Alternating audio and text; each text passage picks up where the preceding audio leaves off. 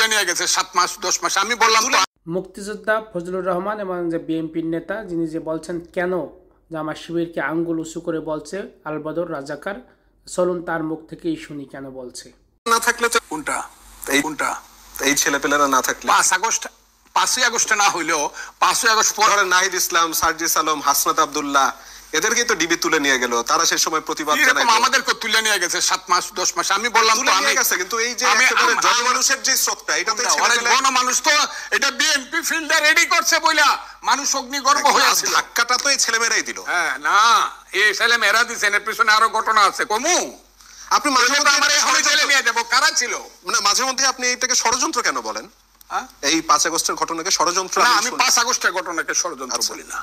আমি বলি 5 আগস্টের ঘটনা ছিল এক দফায় এক দাবি, শেখ হাসিনা কবে যাবে। হ্যাঁ, গণতান্ত্রিক আন্দোলন, কেন সবাই আন্দোলন করেছে, সবাই একসাথে মিলে। এখন যারা বলে যে আমরা কি শুধু একটা ইলেকশন করার জন্য করছি, আমাদের এই কি করতে হইব, সনদ করতে হইব, অনুরোধ করতে হইব, আমাদেরকে এই দিতে হইব, 7টা বিয়া করায় দিতে হইব, আমাদেরকে পিআর দিতে হবে, না হলে আমরা মানি না। এখন আবার বলতেছে বিরোধী দলে উপপ্রধানমন্ত্রী দিতে হবে। এইগুলা যারা বলে আমি তাদেরকে বলি যে তাদের মনে ভিন্ন কথা।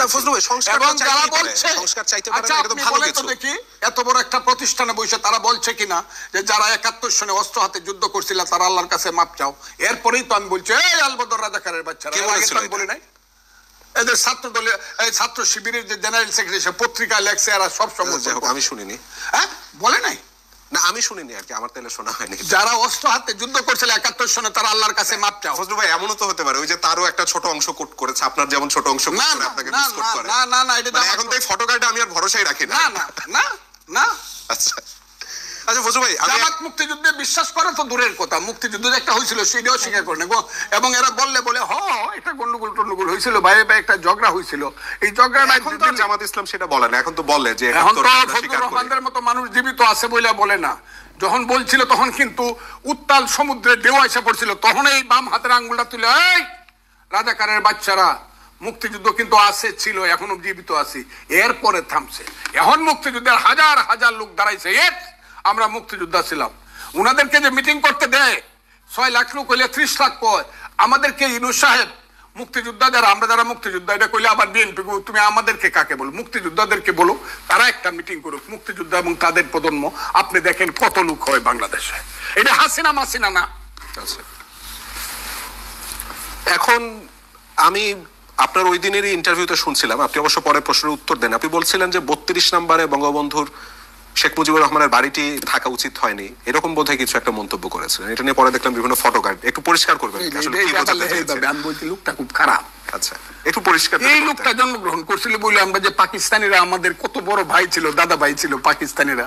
পাঞ্জাবিরা আমাদের দেশে আসতো, আমার দেশের সচিবালয়ের সেক্রেটারি থাকতো পাঞ্জাবি, এডিশনাল সেক্রেটারি থাকতো পাঞ্জাবি, জয়েন্ট সেক্রেটারি পাঞ্জাবি। আমার দেশের সমস্ত কল কারখানা থাকতো আদমজি, ইস্পাহানি, দাউদ, বাউনি, বাইশ পরিবারের, তারা সব হলো পাকিস্তানি।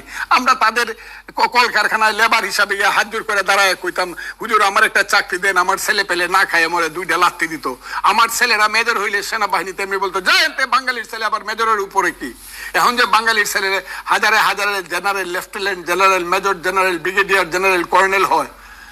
শেখ মুজিবুর রহমান যে এই লোকটা কত খারাপ, এই লোকটাই তো 6 দফা দিছে, 66 সনে দিয়া কইছে ওরা খায়, ওরা হলো 94% সেনাবাহিনী, আমরা হইলাম 6%।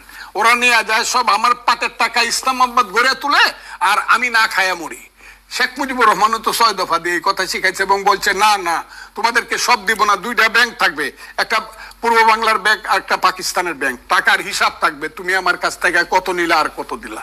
এগুলা খারাপ কাজ করছে না, এই খারাপ কাজ করছে বলেই তো এই যে বাঙালির ছেলেরা কত মেয়েরা বিয়ে করতো এসব পাকিস্তানিরা। আমি কিশোরগঞ্জে মেট্রিক পাস করে ভর্তি হয়েছি, 5 বছরে 3 জন আইসে এইচডিউ পাঞ্জাবি। কত সুন্দর সুন্দর পুরুষ দেখতাম, আমাদের বোনদেরকে বিয়া দিলে বাগনা বাগনি কত সুন্দর হইতো। শেখ মুজিবুর রহমান তো এই কাজটা খারাপ করছে, এটা ভাঙিয়ে দিছে। সে কেন শিখাইলো তুমি কে আমি কে, বাঙালি বাঙালি না শিখাইলি তো এই কারণে তো তার বাড়ি আমরা ভাঙিয়ে ফেলবো, এই কারণেই তার বাড়ি আমরা, এই কারণেই লোকটা খুব খারাপ।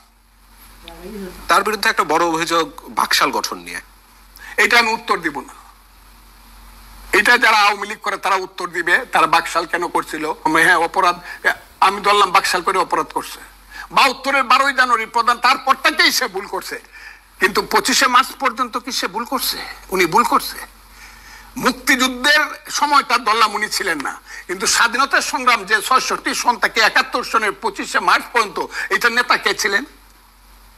আপনাকে ফাইনাল খেলা পর্যন্ত একটা লোকে গোল করে আপনাকে ফাইনালে তুলে দিলে উনি ছিলেন না, অসুস্থ ছিলেন, খেলায় উঠে নাই। তাকে ছোট করা হয়েছে। শেখ হাসিনারা তাদের নিজেদের স্বার্থে